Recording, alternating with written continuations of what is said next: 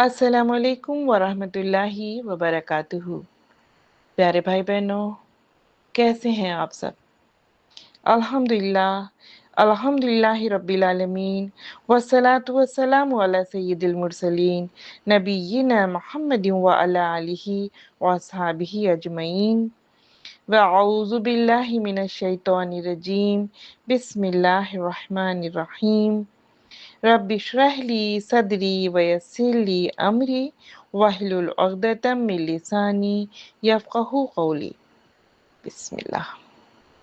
आज हम अल्लाह ताला के मुबारक नाम अर्रहीम को समझने की कोशिश करेंगे। पिछले बयान में हमने जाना था कि अल्लाह अर्रहमान है, यानी उसकी रहमत और उसकी मोहब्बत मखलूक को घेरे हुए है। वो ही हवा देता है, पानी देता है, रोजी देता है और जिंदगी देता है, चाहे कोई उस पर ईमान लाए या ना लाए। उसकी रहमानियत सबको अपने आगोश में लिए हुए है। लेकिन आज हम जिस नाम पर गौर फिक्र कर रहे हैं वो है अर्रहीम। और अगर अर्रहमान अल्लाह की आम रहमत है तो अर्रहीम अल्लाह की ख़ास रहमत है, दवाम है, तसलसल है। ये वो रहमत है जो अल्लाह अपने ईमान वाले, अपनी तरफ रुजू करने वाले और अपनी इताअत इख्तियार करने वाले बंदों के लिए ख़ास फरमाता है। ये रहमत सिर्फ दुनिया तक महदूद नहीं बल्कि कब्र, हश्र और जन्नत तक इंसान का साथ देती है।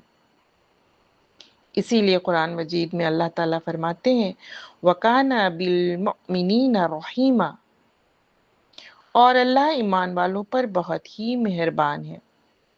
यह आयत हमें बता रही है कि अल्लाह की रहीमियत एक ऐसा सहारा है जो मोमिन को कभी तन्हा नहीं छोड़ता।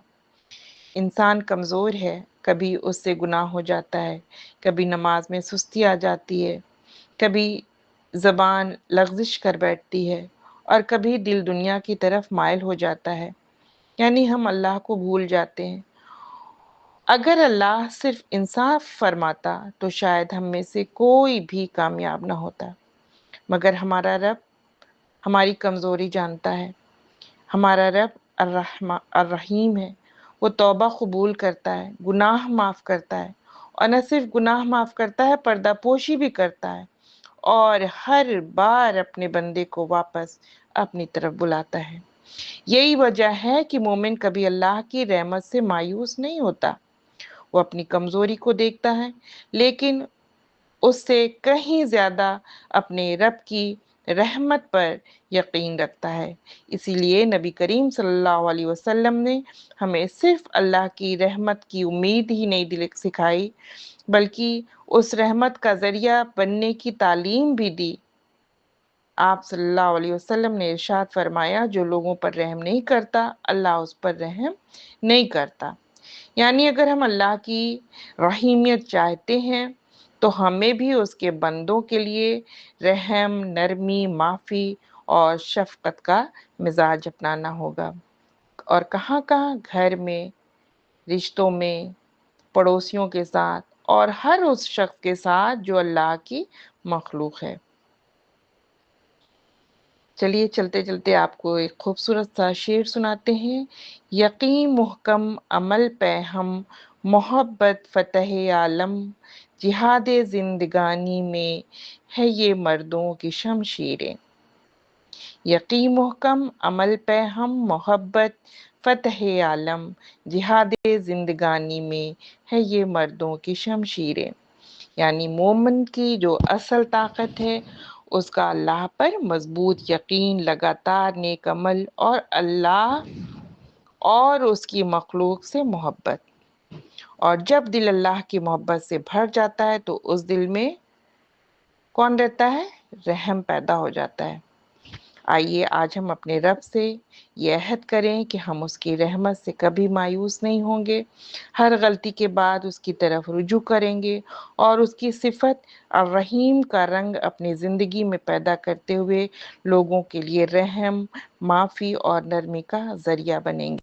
और आज के लिए अमल की बात में हम ज़रा घर जाकर सोचेंगे, جب ہم یہ ریکارڈنگ سن رہے ہوں گے، اس کے بعد جب ہم اکیلے میں ہوں گے تو سوچیں گے کہ کسی شخص کو میری معافی کی ضرورت ہے، کسی سے میں نرمی سے بات کر سکتی ہوں، اور یہ بھی کہ اللہ تعالیٰ سے اپنے گناہوں کے سچے دل سے توبہ.